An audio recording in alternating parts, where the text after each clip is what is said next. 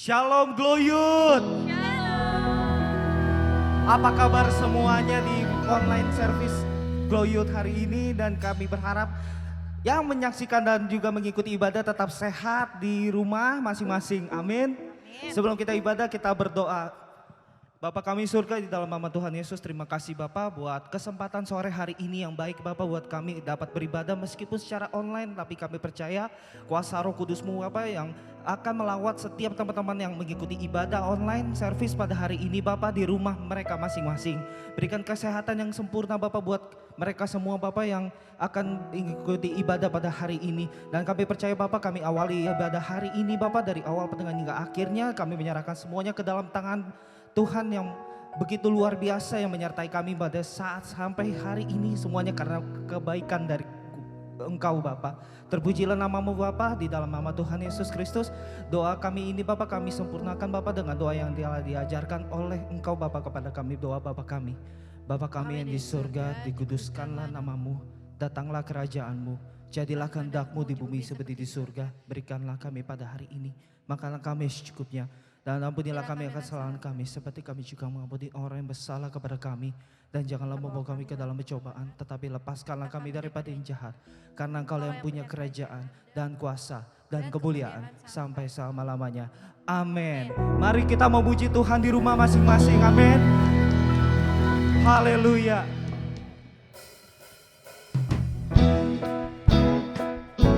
Kita tahu bahwa Tuhan memimpin langkah kita. Amin.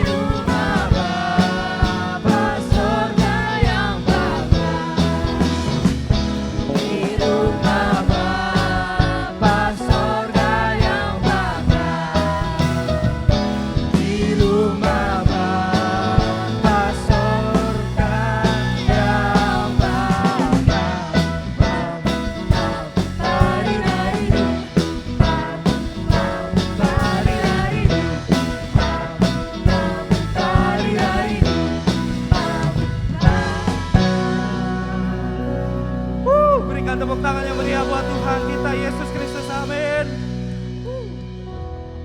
Selamat menyaksikan Gloyo TV dan Tuhan Yesus memberkati.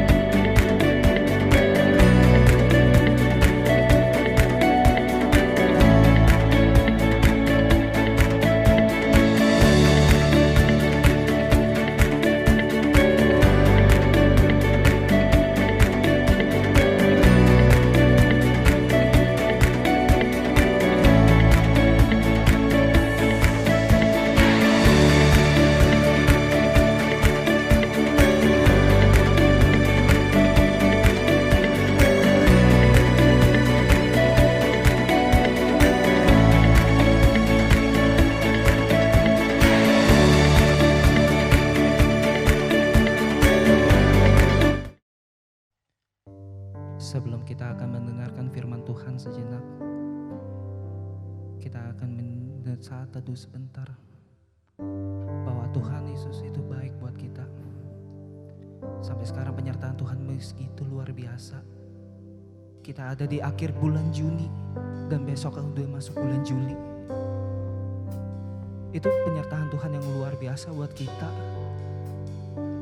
7 bulan atau 6 bulan sekarang ini Tuhan tetap menyertai kita sampai detik-detik ini. Itu semua karena anugerah dari Tuhan. Dan penyertaan Roh Kudus itu Tuhan tetap ada buat kita. Bagaikan bencana yang siap dibentuk Tuhan. Haleluya Yesus.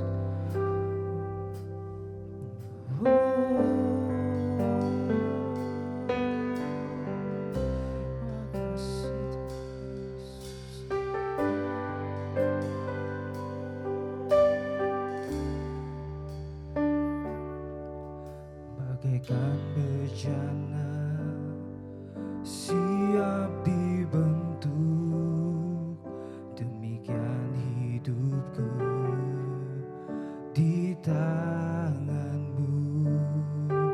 Dengan urapan kuasa Roh-Mu, ku dibaharui selalu.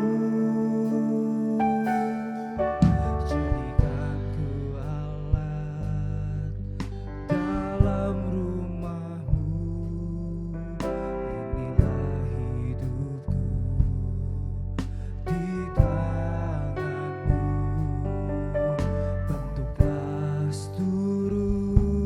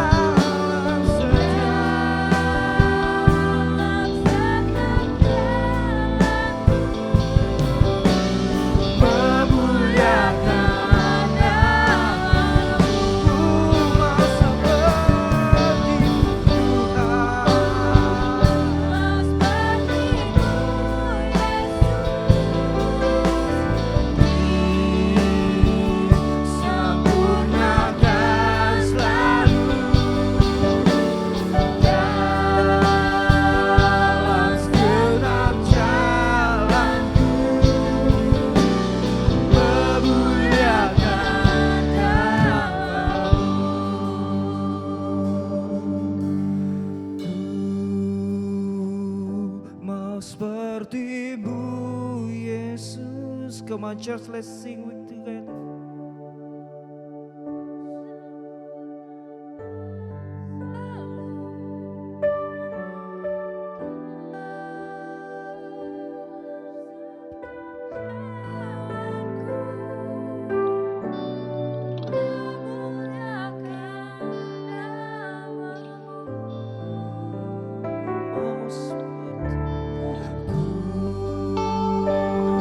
Mau seperti-Mu Yesus, disempurnakan selalu dalam segenap jalanku, memuliakan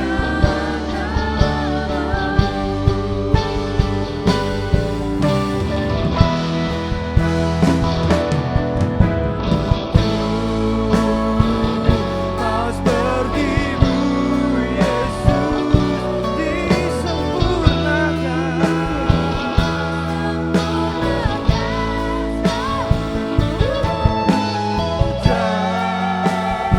dalam segenap jalanku, memuliakan nama-Mu. Ku mau seperti-Mu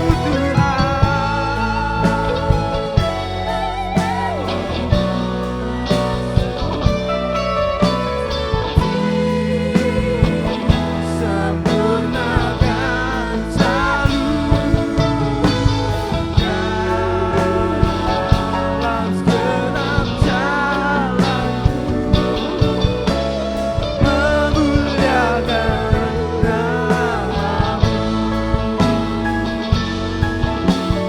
memuliakan nama-Mu, memuliakan nama-Mu. Mari sembah Dia, haleluya. Engkau dahsyat dan mulia Tuhan. We thank you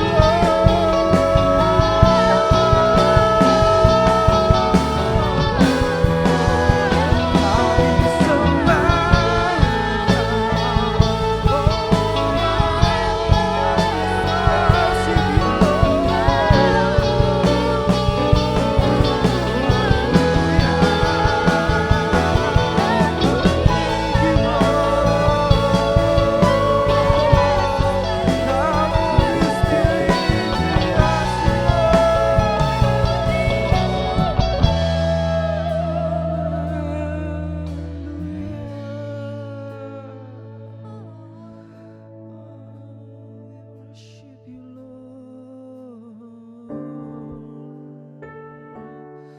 Inilah kami Tuhan. Kami percaya bahwa Engkau yang memilih kami. Engkau yang memilih kami Tuhan dari awal kami hidup Bapa. Engkau yang tidak akan membiarkan kami sendirian. Yes Lord. Dan kami yakin dan percaya Bapa bahwa Engkau yang membawa kami ke keberuntungan lepas keberuntungan yang ada, yang membuat kami terlalu berhasil di atas rata-rata. Itulah janji Tuhan yang luar biasa buat kami, dan kami pegang teguh janji-Mu Tuhan untuk kehidupan kami bersama-Mu Tuhan. Yes Lord.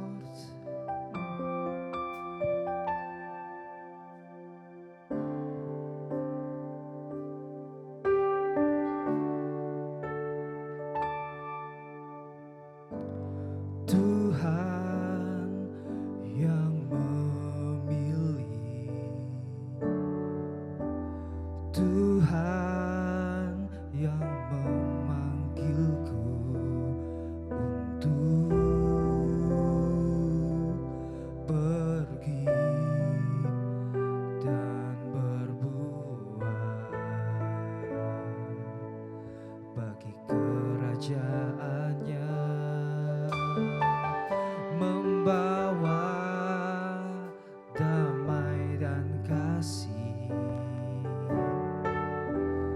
beritakan Injilnya, Yesus.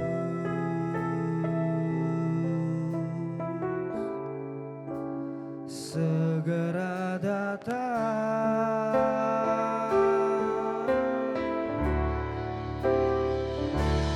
yakin aku diberkati, ku yakin aku pasti berhasil, ku yakin aku pasti beruntung karena Yesusku. Aku percaya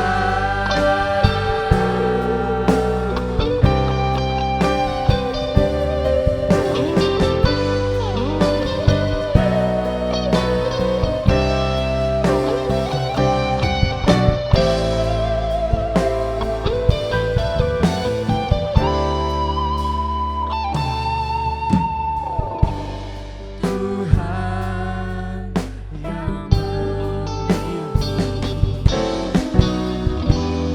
Tuhan yang memanggilku untuk pergi dan berbuat bagi kerajaannya, membawa damai dan kasih, beritakan Injilnya, Yesus.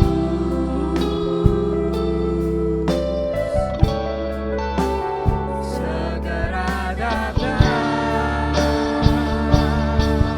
katakan dengan iman, ku yakin Tuhan, aku diberkati, ku yakin aku pasti berhasil, ku yakin Tuhan, aku pasti beruntung karena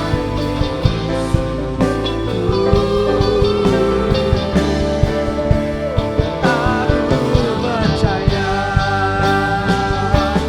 yakin aku diberkati, yakin aku pasti berhasil, yakin aku pasti beruntung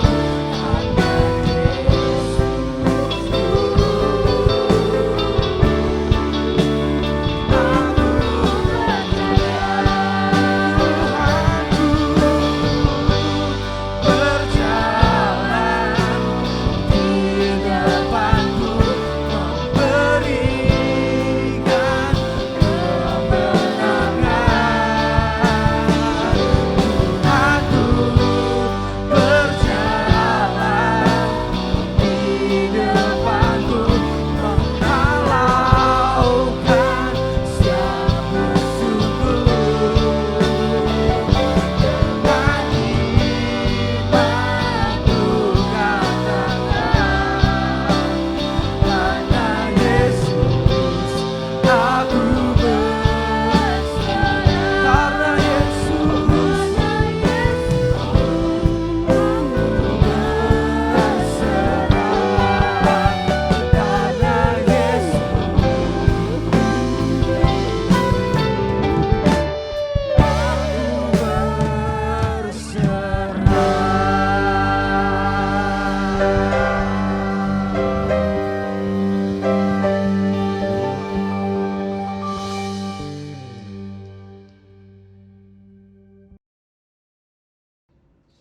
Mari kita bersatu hati di dalam doa.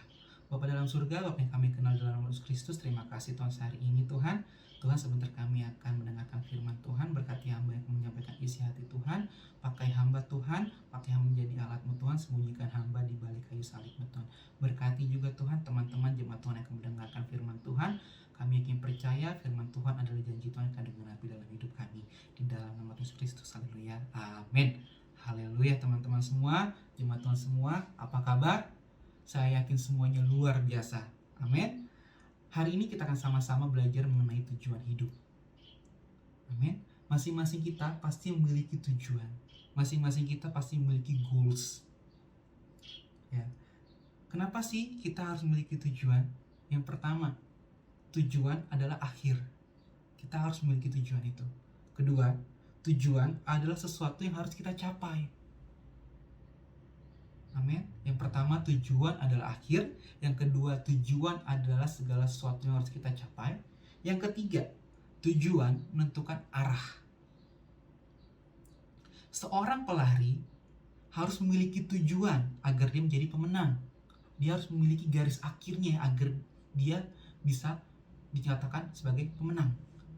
Seorang pelaut, seorang pelayar, dia harus memiliki titik tujuannya untuk menyandarkan atau bersandarnya kapal yang dia bawa.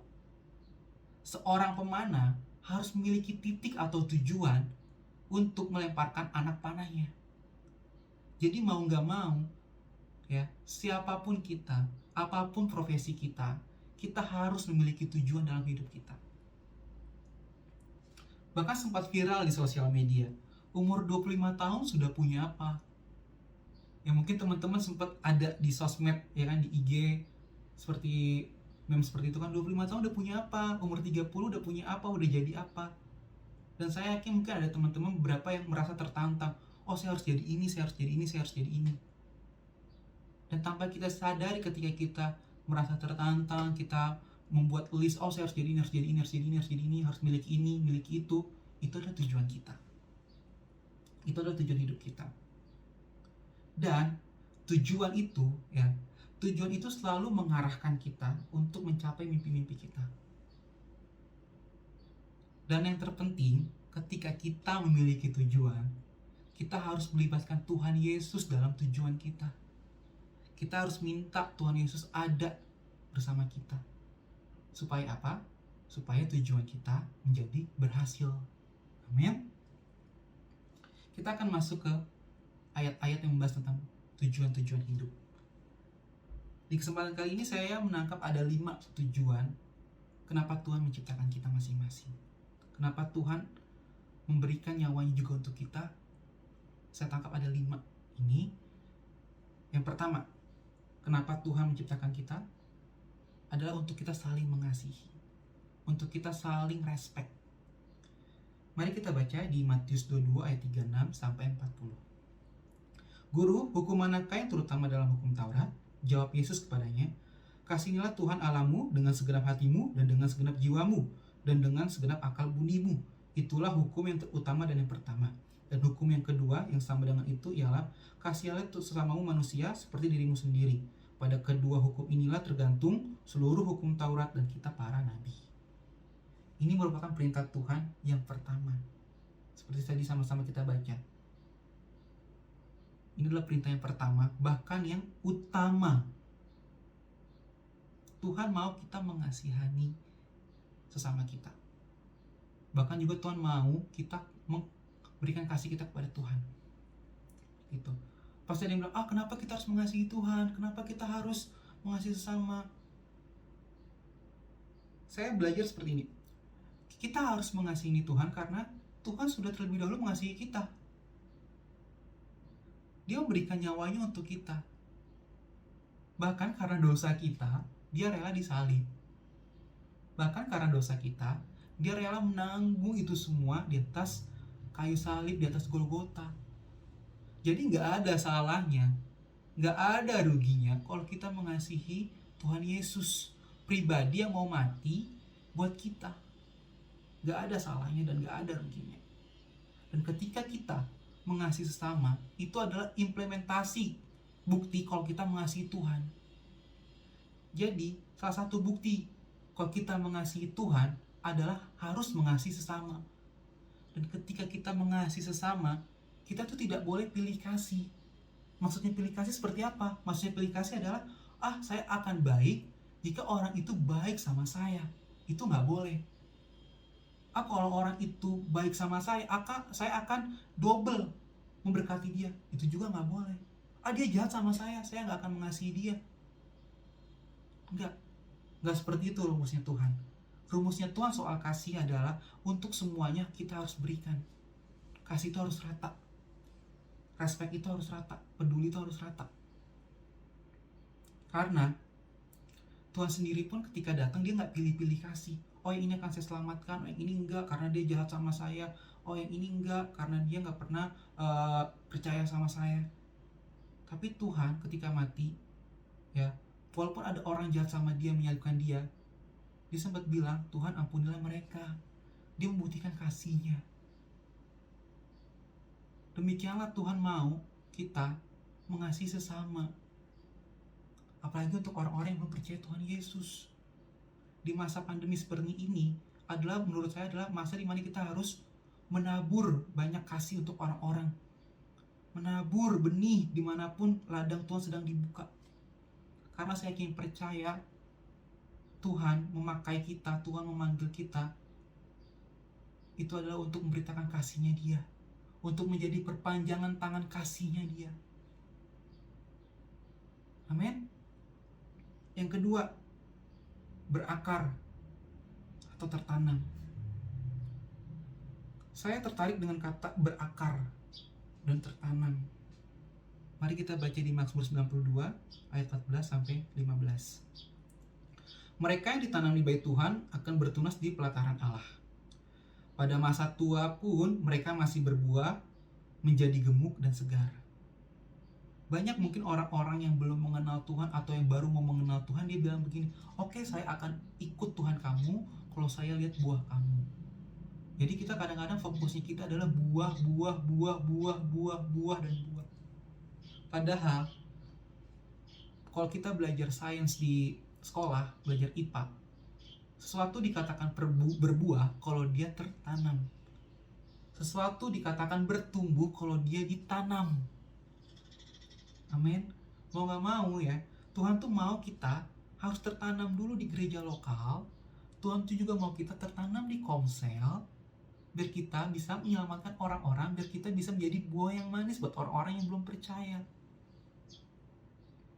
Karena kalau kita nggak tertanam, kalau kita nggak berakar di satu komunitas atau di suatu gereja lokal, kita nggak akan bisa berbuah dan bertumbuh.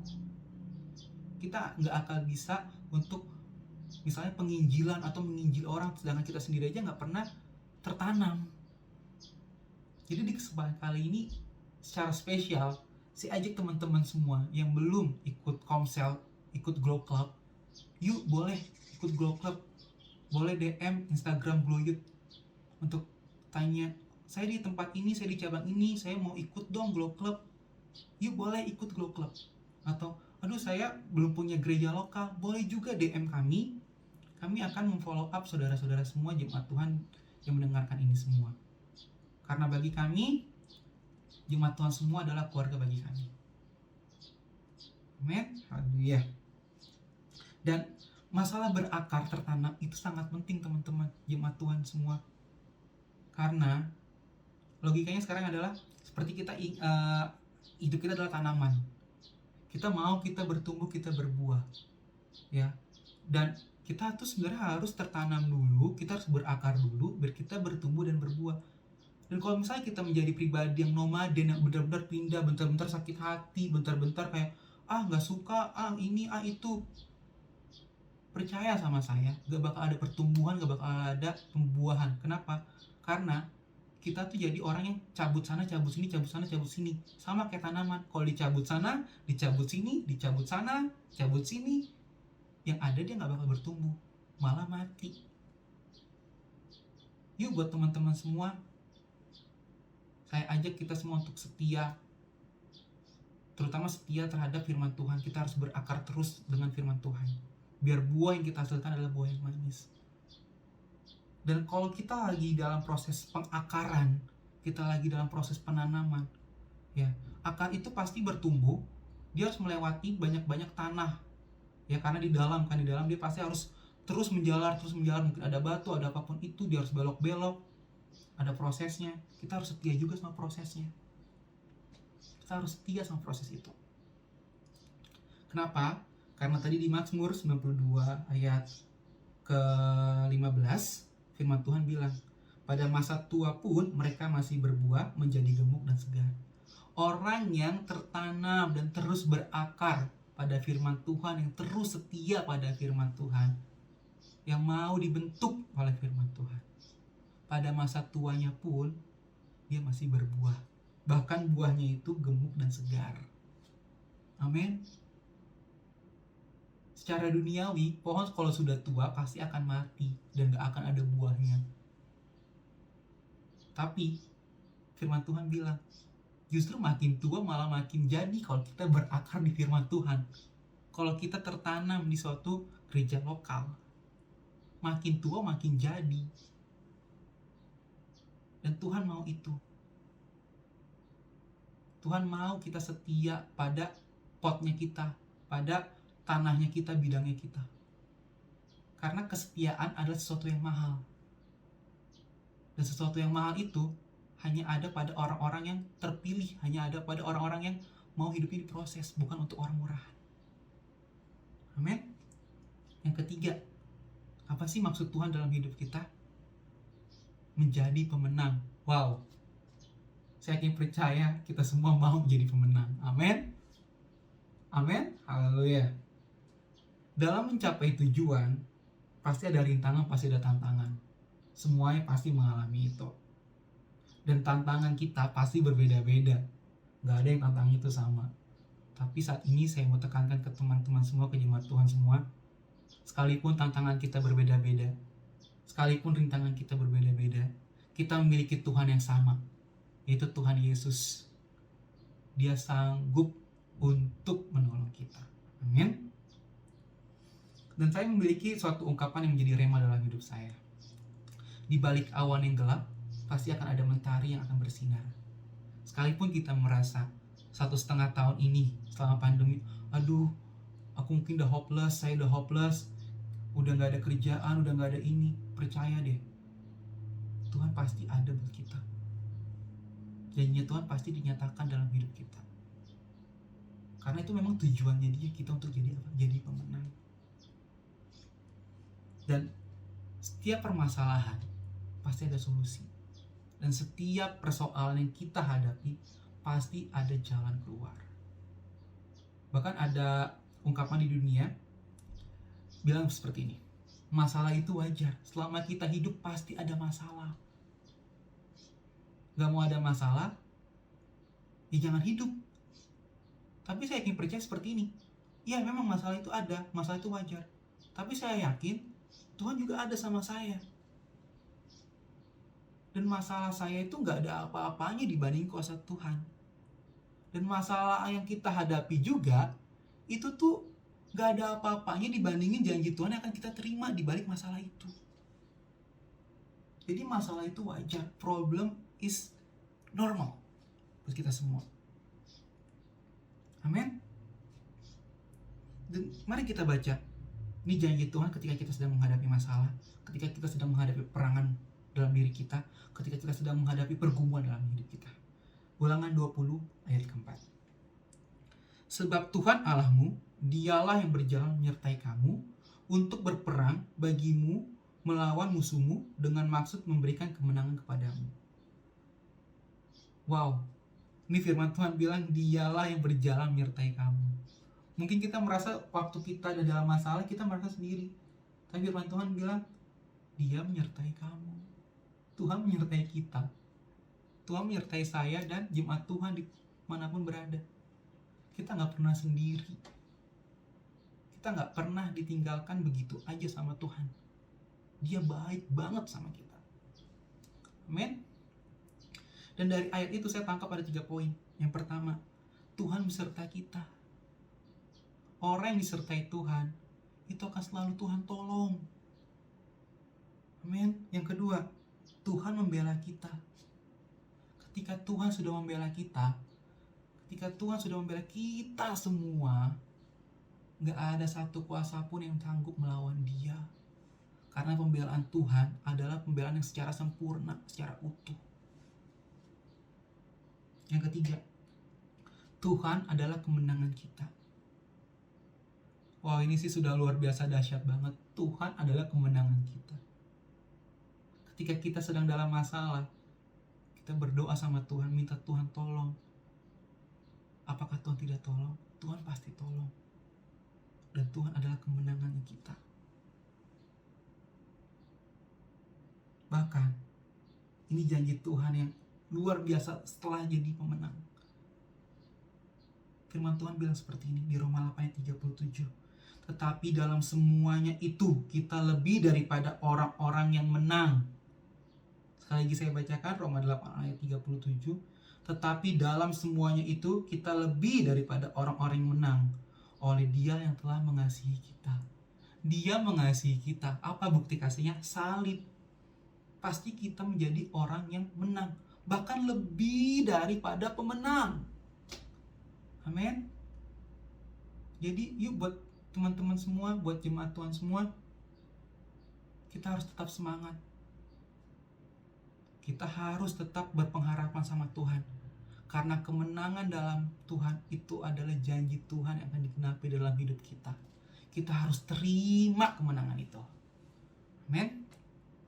Yang keempat, tadi yang pertama, Tuhan mau kita menjadi orang yang mengasihi sesama. Yang kedua, Tuhan mau kita berakar tertanam.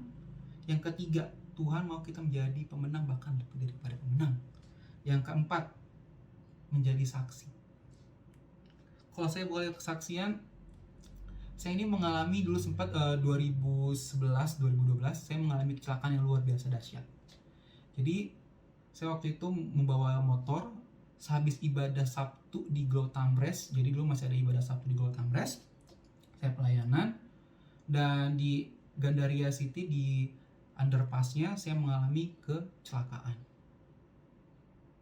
Ya lewat kolong itu di Gandaria saya mengalami kecelakaan. Motor saya oleng dan saya ditabrak sama mobil. Jadi kepala saya itu sudah masuk di bawah kolong mobil.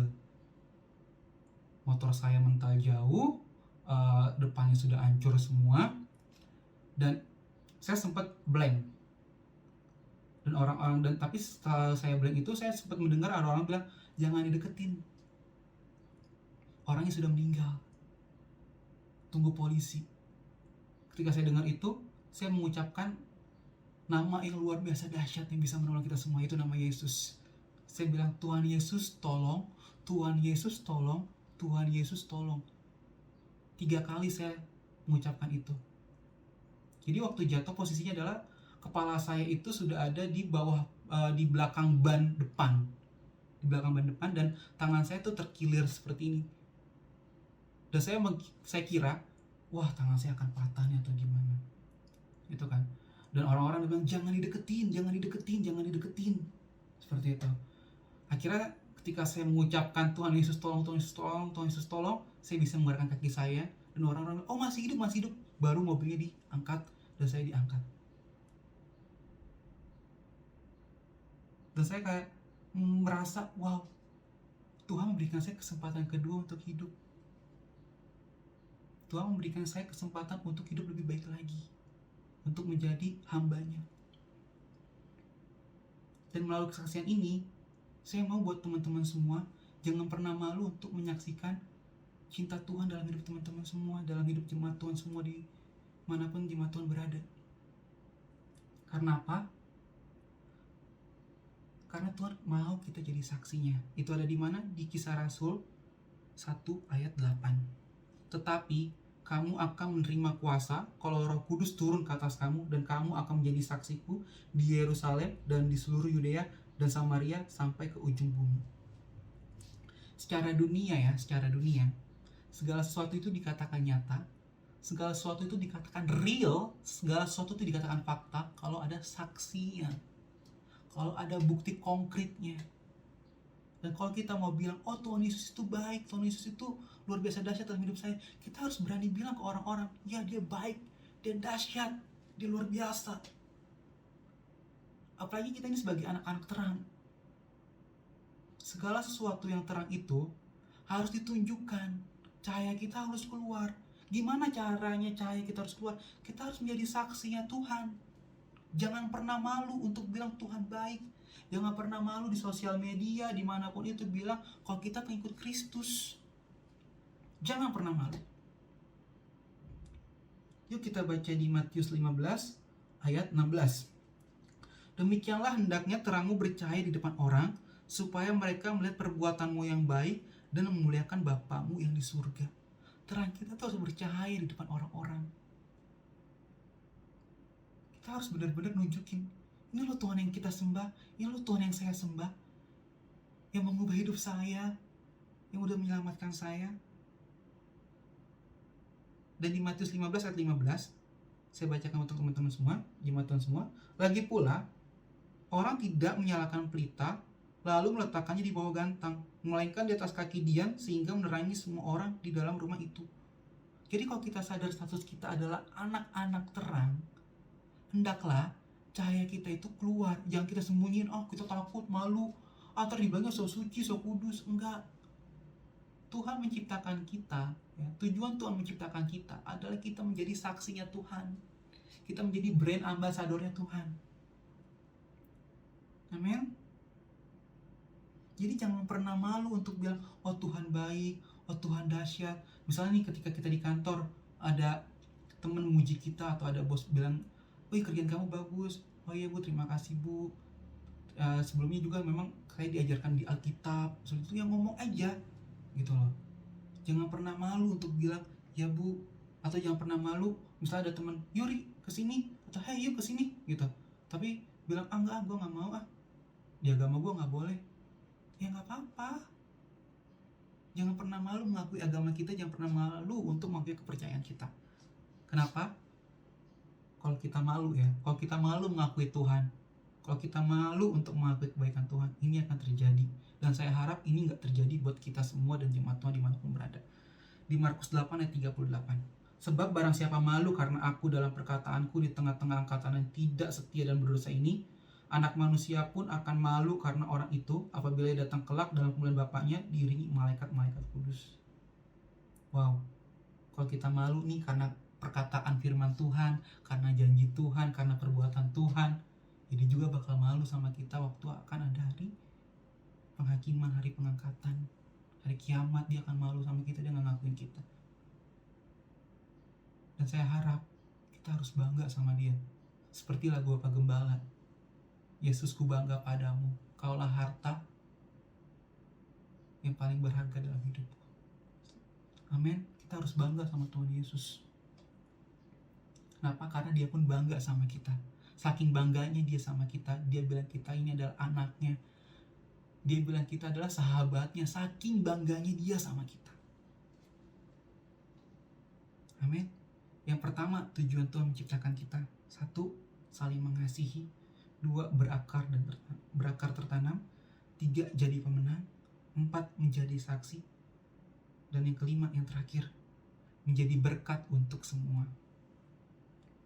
Tuhan sangat baik dalam hidup kita, amin. Dan kebaikan Tuhan itu gak bisa diukur dengan berapa uang yang ada di rekening kita, berapa uang yang ada di dompet kita, atau mobil apa yang kita pakai, handphone apa yang kita pakai, rumah kita di mana. Enggak. Berkat Tuhan yang paling berharga buat hidup kita adalah ketika kita masih bisa bernafas di tengah-tengah pandemi ini tanpa alat bantu. Itu sudah wow banget. Mungkin teman-teman bilang, aduh kok aku kena PHK, kok aku kena ini. Saya mau bilang ke teman-teman, sabar. Segala sesuatunya itu Tuhan jadikan semuanya untuk kebaikan kita. Dan kita harus nikmati berkat Tuhan. Yang menurut saya paling mahal juga saat ini, yaitu apa? Kita bisa bernafas secara normal tanpa alat bantu di tengah-tengah pandemi COVID seperti ini. Itu udah berkat Tuhan paling mahal buat hidup kita di masa-masa ini. Amin. Dan kebaikan Tuhan yang ada pada kita, itu juga kita harus kasih ke orang-orang. Kita harus berikan ke orang-orang. Kita harus sebarkan kebaikan itu. Karena Tuhan mau kita jadi berkat buat orang-orang. Tuhan mau kita menjadi perpanjangan tangannya Dia. Dan ketika kita memberikan berkat buat orang lain, berikanlah berkat itu secara sukacita. Berikanlah berkat itu juga secara tulus. Karena Tuhan melihat pemberian yang diberikan dengan sukacita dan tulus. Dan ketika kita juga mungkin ada berkat, pasti ada berkat dari Tuhan untuk memberkati pekerjaan Tuhan, untuk pekerjaan Tuhan di rumahnya, untuk di gereja. Please, berikan berkat itu secara jujur dan juga secara tulus. Kita harus bisa memberikan berkat itu secara jujur dan tulus untuk rumah Tuhan dan untuk lingkungan sekitar kita atau teman-teman kita secara sukacita juga. Kenapa? Di Matius 16 ayat 19. Kepadamu akan kuberikan kunci kerajaan surga. Apa yang kau ikat di dunia ini akan terikat di surga. Dan apa yang kau lepaskan di dunia ini akan terlepas di surga. Ketika kita melepaskan berkat di bumi ini, firman Tuhan bilang apa? Surga juga akan melepaskan berkatnya. Ketika kita mengikat berkat di bumi ini, surga juga akan mengikat berkatnya. Dan itu juga perkatakan sebelumnya, kepadamu kuberikan kunci kerajaan surga. Jadi kalau saya boleh simpulkan, kunci kerajaan surga, salah satu cara untuk mendapatkannya adalah kita harus jadi berkat untuk sesama. Ketika kita minta, Tuhan aku mau masuk surga, tapi kan juga Tuhan pasti bilang, kamu sudah pernah memberkati belum? Kita harus bisa jadi berkat, teman-teman. Seperti program Bapak Gembala, ayo jadi berkat. Tahun lalu yang digalakkan sama Bapak Gembala kita, ayo jadi berkat. Dan saya percaya kita juga saatnya sekarang untuk jadi berkat buat teman-teman sekitar kita, buat lingkungan sekitar kita, buat keluarga kita. Tapi kan saya nggak ada uang, saya nggak ada pemasukan. Kita bisa berdoa, kita bisa mendoakan teman-teman kita. Kita sepakat sama teman kita waktu kita mendoakan, minta Tuhan hadir, minta Tuhan jawab. Kita doa dengan iman. Dan saya percaya, dua orang berkumpul saling mengakui dosanya, saling terbuka sama Tuhan, dan meminta dengan iman, pasti Tuhan jawab. Amin. Dan yang paling penting dalam memberi, paling penting dalam untuk kita menjadi berkat, saya mau tekankan sekali lagi, adalah harus penuh dengan rasa sukacita dan harus penuh dengan kejujuran. Karena Tuhan menghargai itu. Tuhan menghargai itu. Dan kesimpulannya yang sama-sama untuk kita semua, Tuhan menciptakan kita dengan tujuan yang amat mulia. Yang saya tangkap ada 5. Yang pertama, untuk mengasihi sesama. Yang kedua, berakar atau tertanam. Yang ketiga, jadi pemenang. Yang keempat, menjadi saksi. Dan yang kelima, menjadi berkat untuk semua. Dan ketika Tuhan menciptakan kita dengan tujuan-tujuannya itu, Tuhan akan membuat hidup kita menjadi hidup yang lebih terarah. Tuhan akan mengarahkan hidup kita menjadi pribadi yang lebih baik lagi. Amin. Haleluya. Mari kita berdoa untuk firman Tuhan. Bapa dalam surga, Bapa yang kami kenal di dalam nama Tuhan Yesus Kristus, terima kasih Tuhan atas firman-Mu Tuhan. Terima kasih Yesus, Kau selalu ada dalam hidup kami. Kau ada di persoalan kami Tuhan. Tak pernah sedetik pun Kau tinggalkan kami Tuhan. Kami yakin percaya Tuhan, gada dan tongkat Tuhan itulah akan membimbing kami kepada rumput yang hijau, kepada air yang tenang. Tuhan, kami berdoa Tuhan untuk teman-teman kami Tuhan, mungkin yang sedang mencari kerja Tuhan. Di dalam nama Tuhan Yesus Kristus akan ada kabar baik bagi teman-teman kami yang mencari pekerjaan Tuhan. Mungkin juga ada teman-teman kami Tuhan yang sedang sakit Tuhan. Kami bersatu hati, kami sepakat sembuh Tuhan. Di dalam nama Tuhan Yesus Kristus kami berdoa Tuhan untuk keluarga kami, kedua orang tua kami Tuhan. Kami yakin percaya keluarga kami, seisi rumah kami di dalam perlindungan Tuhan Yesus. Dan kami yakin Tuhan, kuasa Tuhan dinyatakan di tengah-tengah pandemi ini Tuhan. Dan kami yakin percaya Roh-Mu yang hidup itu akan menghibur kami Tuhan di tengah-tengah kesusahan kami Tuhan. Secara khusus kami juga berdoa untuk senior pastor kami, Bapak Pendeta Gilbert Tumoendong. Berkati beliau dan juga keluarga Tuhan di dalam nama Yesus Kristus.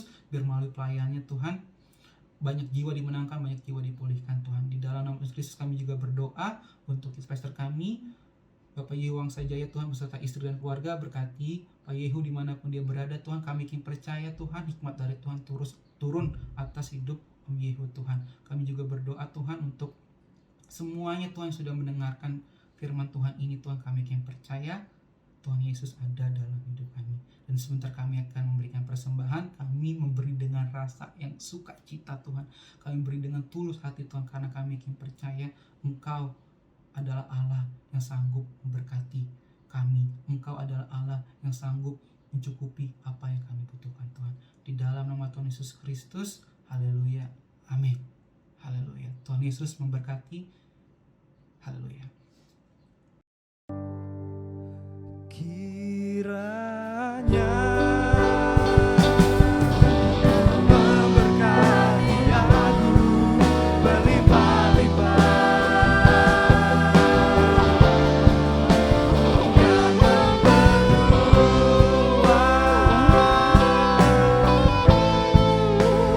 daerahku.